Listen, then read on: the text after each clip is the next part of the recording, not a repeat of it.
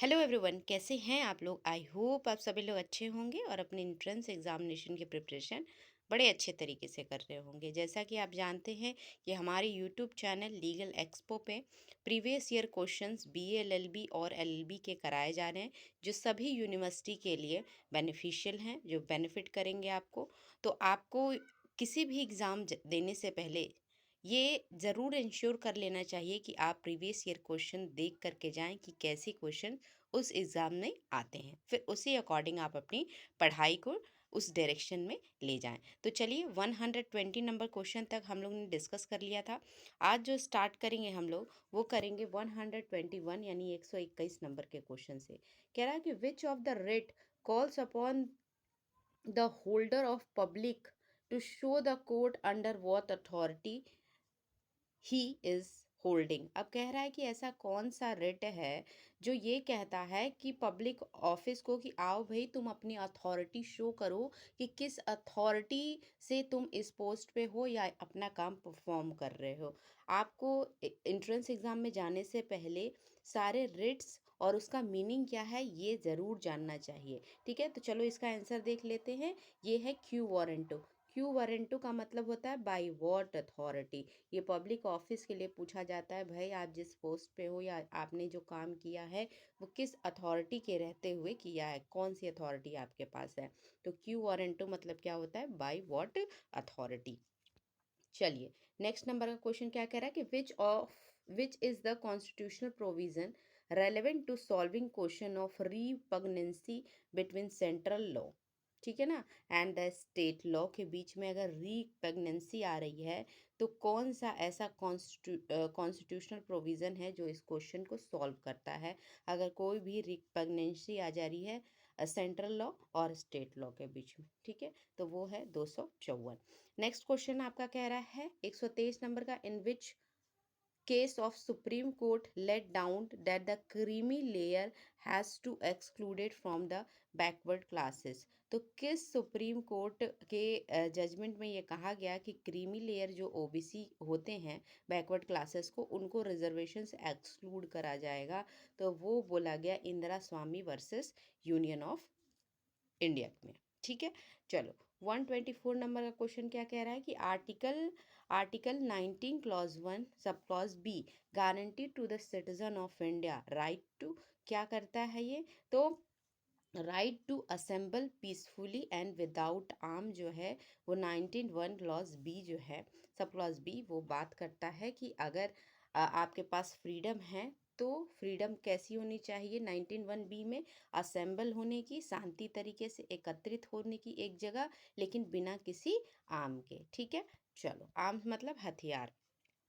अब यहाँ पे जो 125 नंबर क्वेश्चन है ये क्या कह रहा है, द मैगजीन नेमो डेबिट बिस वैक्सरी, इसका मतलब क्या है। मैगजीम है एक लैटिन मैगजीम, नेमो डेबिट बिस वैक्सरी, इसका मतलब ये होता है कि डबल जेपार्डी। ठीक है, तो आर्टिकल 22 में जब 22 क्लॉज 2 में आप जाओगे तो उसमें बोला गया है कि कोई भी व्यक्ति एक ही काम के लिए दो बार सजा उसको पनिशमेंट नहीं मिलेगी। तो इसका जो लैटिन मैगजीम है नेमो डेबिट विद वैक्सरी, ये आपको जानना चाहिए। ठीक है, अब यहाँ पे 126 नंबर का क्वेश्चन क्या कह रहा है कि who appoints the chairman and the member of UPSC, यानी यूनियन पब्लिक सर्विस कमीशन जो होता है उसके चेयरमैन को कौन अपॉइंट करता है, तो प्रेसिडेंट ऑफ इंडिया अपॉइंट करता है। 127 नंबर का क्वेश्चन क्या कह रहा है, which amendment of the constitution relate to right to property from the fundamental right. तो राइट टू प्रॉपर्टी पहले तो एक फंडामेंटल राइट्स होती थी, लेकिन कॉन्स्टिट्यूशनल अमेंडमेंट के द्वारा ला करके इसको लीगल राइट बना दिया गया फंडामेंटल राइट से। तो किस किस ये अमेंडमेंट में ये हुआ, तो ये हुआ आपका 44वें अमेंडमेंट में। ठीक है, चलो अब नेक्स्ट जो हमारा क्वेश्चन है उसको देखेंगे, which schedule of the constitution deals with the administration and control of schedule area and schedule tribes. ठीक है ना, तो कौन सा ऐसा शेड्यूल को हम लोग हिंदी में अनुसूची कहते हैं। अगर आप कॉन्स्टिट्यूशन तैयार करते हैं तो आपको इम्पोर्टेंट अनुच्छेद जो है आर्टिकल वो पढ़ के जाने हैं, और अनुसूची तो आपको सारी की सारी जितनी 12 है वो सब पढ़ के जानी है।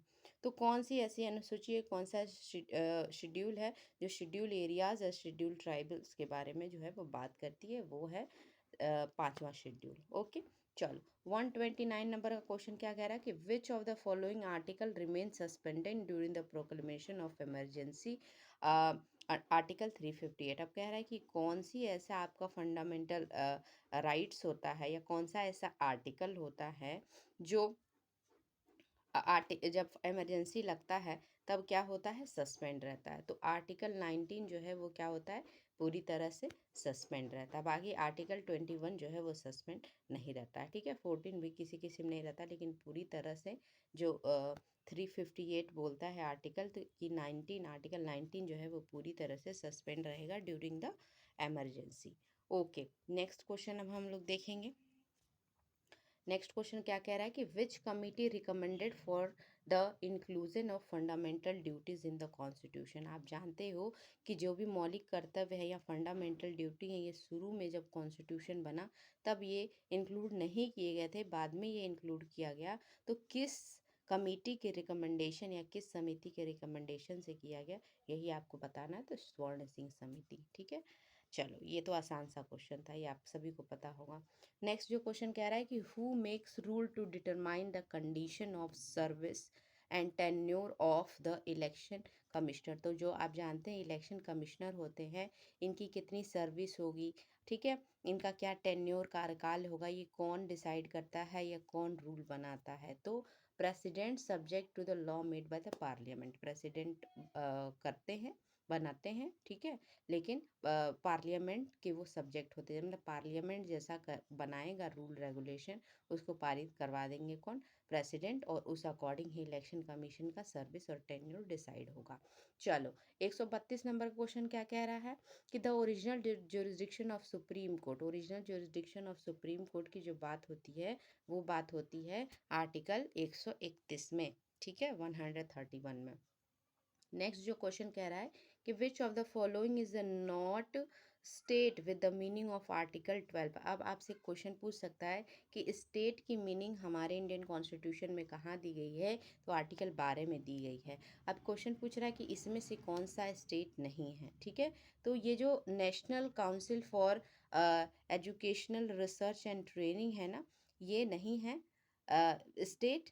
बाकी इसके अलावा electricity board, industrial development bank of India और oil and natural gas corporation, ये सब किस में आता है, स्टेट में आता है। ओके, चलिए अब स्टेट में क्या क्या चीज़ आते हैं, आप जा करके आर्टिकल 12 पढ़ लीजिए, आपको सारी बातें वहाँ पता चल जाएंगी। 134 नंबर का क्वेश्चन क्या कह रहा है, the parliament has power to legislate with respect to a matter in the state list in the national interest. अब यहाँ पे देखो, कह रहा है 2/3 of the member of the council of state, कह रहा है कि पार्लियामेंट के पास पावर है भाई कि वो लेजिस्लेट कर सके किसी भी स्टेट लिस्ट के मामले में, ठीक है। स्टेट के लिए अगर कोई भी कानून वगैरह बनाना है तो उसको पार्लियामेंट जो है वो बना सकता है, लेकिन कितने मेजॉरिटी रहनी चाहिए उसको, उस लॉ को पास कराते समय। तो 2/3 member of council of state जो है अगर वो पास करेंगे तो स्टेट के लिए कानून बनाया जा सकेगा पार्लियामेंट के द्वारा। ओके, 135 नंबर का क्वेश्चन क्या कह रहा है, the power of president to make law with respect to the matter enumerated in concurrent or state list. कह रहा है कि पार्लियामेंट की जो पावर होती है, जो कंकरेंट लिस्ट, आप जानते हो कि 7 शेड्यूल में 3 लिस्ट होती है, यूनियन लिस्ट, स्टेट लिस्ट और कंकरेंट लिस्ट। तो जो कंकरेंट लिस्ट है या फिर स्टेट लिस्ट पे जब पार्लियामेंट का बनाता है, ठीक है, हाँ, कानून आप जानते हैं कि किस पे बनाया जा सकता है, स्टेट लिस्ट में जो बातें दी गई हैं उस पे कौन कानून बनाएगा, उस सब्जेक्ट पे स्टेट बनाएगा। यूनियन में जो भी सब्जेक्ट दिया होगा उस पे यूनियन गवर्नमेंट अपना कानून बनाएगा। कंकरेंट में दोनों बना सकते हैं, स्टेट भी बना सकता है, यूनियन भी बना सकता है, लेकिन अगर यूनियन बना दिया है तो उसका जो रूल है वो प्रिवेल होगा। लेकिन इसके अलावे भी अगर कोई सब्जेक्ट बच जाता है जिस पे रूल बनाना है, तो वो कौन सा पावर होता है पार्लियामेंट के पास, और कौन बनाता है, तो वो होता है रेसिड्यूरी पावर। मतलब इन दोनों अलावा, इन कंकरेंट और स्टेट लिस्ट के अलावा भी कोई अगर सब्जेक्ट बचता है, ठीक है, तो उस पर रूल बनाने की पावर किसके पास जाती है, पार्लियामेंट के पास जाती है, ये याद रखिएगा आप, ठीक है।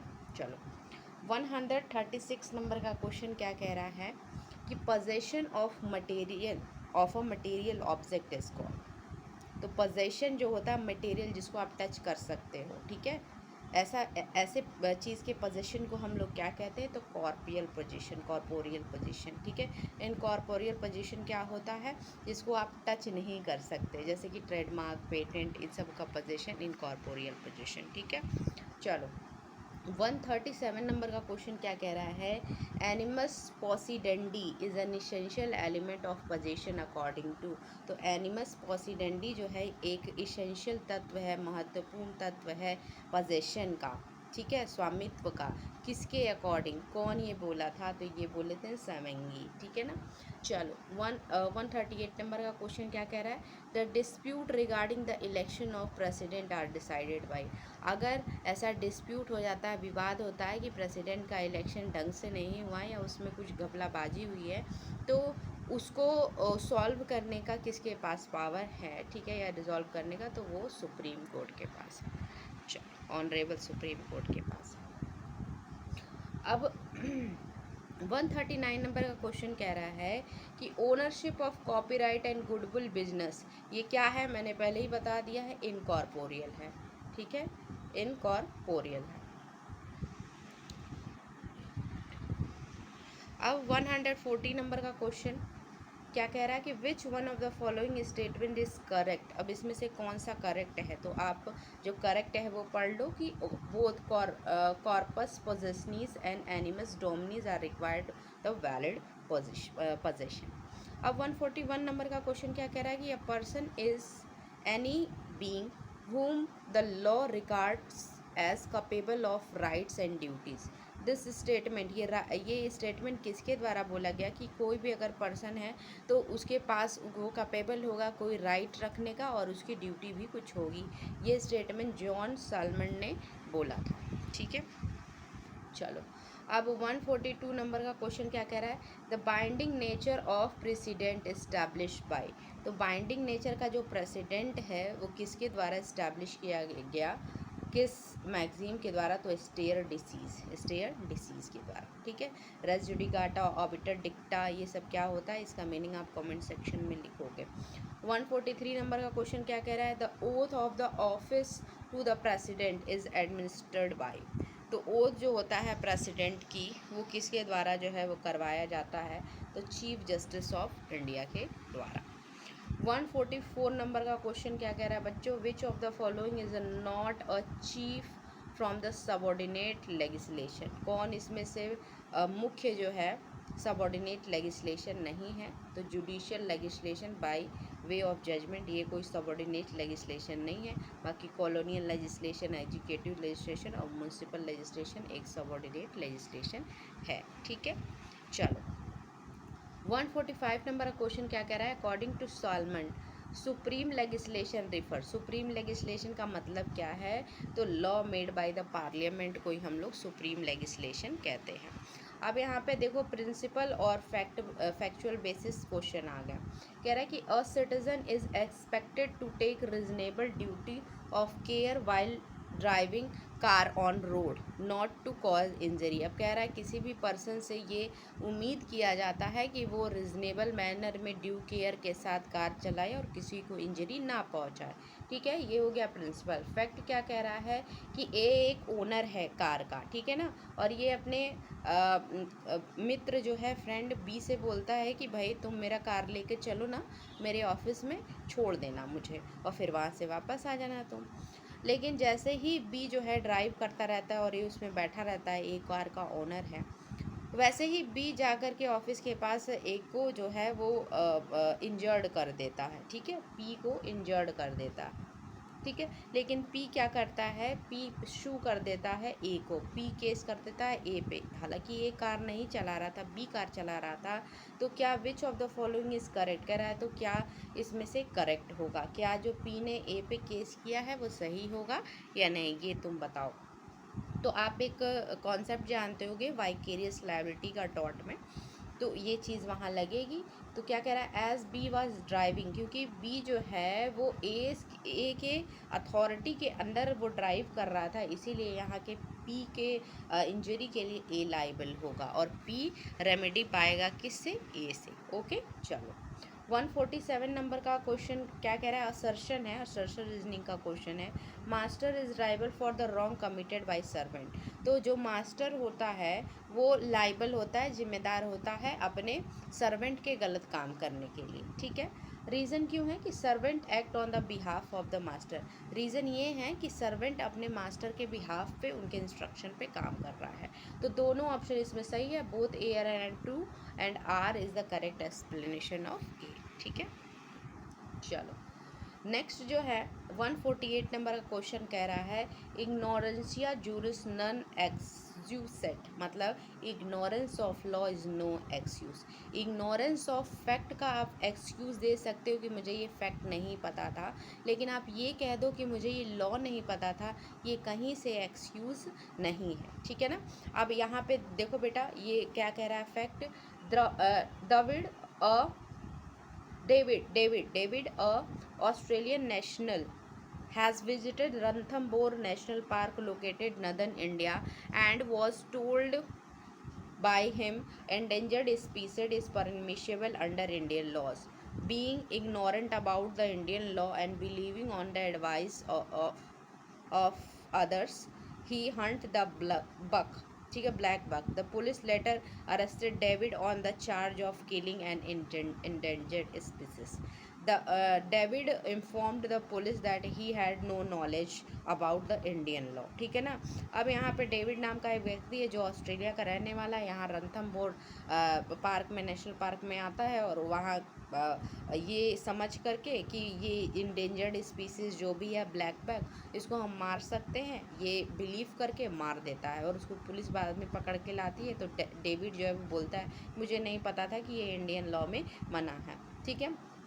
तो option C, only Davy is guilty and can be punish, तो यहाँ पे डेविड को किसी तरह का लॉ का एक्सक्यूज़ नहीं उसका चलेगा, अगर फैक्ट रहता तो उसका एक्सक्यूज़ चलता था, ये वो नहीं बोल सकता है कि हमको लॉ नहीं पता था, ठीक है, उसको गिल्टी माना जाएगा और उसको पनिशमेंट दिया जाएगा। प्रिंसिपल क्या कह रहा है इसमें भाई, देखो, whoever intentionally puts any person इन फियर और इंजरी टू दैट पर्सन, कोई भी अगर व्यक्ति है किसी को, सामने वाले को जानबूझ करके कोई उसको डरा धमका रहा है या उसको इंजरी पहुंचा रहा है कि उससे कोई वैल्यूएबल सिक्योरिटी ले सके, ठीक है ना, तो वो क्या कहलाती है, एक्सटॉर्शन कहलाती है, ये बात आप याद रखना। फैक्ट क्या कह रहा है, A threatens to publish a defamatory libel concerning B unless B gives 5 lakh rupaye. A जो है धमकाता है बी को कि तुम अगर 5 लाख रुपए नहीं दूंगी ना तो मैं तुम्हारे खिलाफ जो है वो गलत अफवाह जो है लिख करके छपवा दूंगी, पेपर में पोस्टर लगवा दूंगी, जब तक तुम मुझे 5 लाख रुपए नहीं दो। ए क्या कर रहा है, इंड्यूस कर रहा है कि तुम दे ही दो, बी को कह रहा है कि तुम दे ही दो पैसा। तो ए क्या कर रहा है यहाँ पे, तो ए जो है वो गिल्टी ऑफ एक्सटॉर्शन कर रहा है वहाँ पे, ठीक है ना, एक्सटॉर्शन कर रहा है, लूट कर रहा है उससे। चलो नेक्स्ट जो हमारा और लास्ट प्रिंसिपल है आज का, वो क्या है, nothing which is not intend to cause death is an offence by reason of any harm which it cause to be known by the doer to be likely cause to any person or whose benefit is done in good faith. अब यहाँ पे देखो सीधे हम लोग देख लेते हैं, कह रहा है कि अ फेक डॉक्टर, फैक्ट देखते हैं फिर उसके बाद हम प्रिंसिपल आपको समझाते हैं। फैक्ट क्या कह रहा है कि a fake doctor operated a man for internal piles by cutting them out with the ordinary knife, the man dies, ठीक है ना। अब यहाँ पे देखो एक कोई झोला छाप डॉक्टर है और वो जो है वो क्या करता है, अपने आप को प्रिटेंड करता है कि मैं एक डॉक्टर हूँ, उसका इंटेंट नहीं रहता है किसी का डेथ करने का, ठीक है ना, मतलब ये मारना नहीं चाहता है, बस अपना जीविका जैसे भी करके चलाना चाहता है, गुड फेथ में, अच्छे फेथ में वो काम करता है। लेकिन उससे क्या हो जाता है उस दौरान, मतलब ट्रीटमेंट के दौरान या ऑपरेशन के दौरान किसी की अगर मृत्यु हो जाती है, तो वो क्या होगा, गिल्टी ऑफ हो कल्पेबल होमिसाइड में वो चीज़ जाएगा। तो इसमें इफेक्ट में क्या कह रहा है, एक फेक डॉक्टर है जो एक आदमी का इंटरनल पाइल्स जो रहता है उसका जो प्रॉपर इंस्ट्रूमेंट आता है उससे ना कट करके, क्योंकि वो फेक डॉक्टर रहता है, उसको प्रॉपर हर चीज़ के बारे में सारी जानकारी नहीं रहती है, तो वो ऑर्डिनरी नाइफ जो होता है ये फल काटने का, सब्जियों काटने का, इससे उसको उसका पाइल्स जो है वो काट देता है। और उसी कारण क्या हो जाती है, ए की जो पेशेंट है उसकी मृत्यु हो जाती है। तो ए ने या फेक डॉक्टर ने यहाँ पे क्या किया, यही आपको बताना है। तो doctor is the guilty of culpable homicide not amounting, murder उसने नहीं किया। क्यों? क्योंकि उसका इंटेंशन कभी था ही नहीं कि वो किसको मारे, उस पेशेंट को मारे, ठीक है ना। वो तो था कि ऑपरेशन करके इसको बचा ले, मतलब गुड फेथ में इसने काम किया था, इसीलिए उस पर मर्डर के चार्जेस नहीं लगेंगे। क्या लगेंगे उसके ऊपर, कल्पेबल होमिसाइड तो लगेगा ही, मानव वध लगेगा ही, ठीक है ना। और भी इस पे चार्जेस लग सकते हैं कि ये फेक डॉक्टर है, अपने आप को प्रिटेंड किया कि ये फेक डॉक्टर है, मतलब डॉक्टर है, तो उसके भी चार्जेस, इसको मिस रिप्रेजेंटेशन को चार्जेस भी इस पे लगेंगे, ठीक है। तो आज के लिए ही इतना ही, ठीक है। मिलते हैं हम लोग नेक्स्ट क्लास में। आपने जो भी आगे के एमसीक्यू और बचे हुए हैं, एमसीक्यू प्रीवियस ईयर क्वेश्चंस दोनों मिला करके हम लोग करवा रहे हैं आपको। तो जो नेक्स्ट वीडियो है वो जल्दी ही अपलोड होगा, जिसमें और सारे हम लोग एमसीक्यू लेकर के आएंगे। तो आज के लिए इतना ही, मिलते हैं नेक्स्ट क्लास में। और अगर हमारे आपके एफर्ट्स अच्छे लगते हैं तो आप हमारे वीडियो को लाइक, शेयर और सब्सक्राइब कीजिए। धन्यवाद।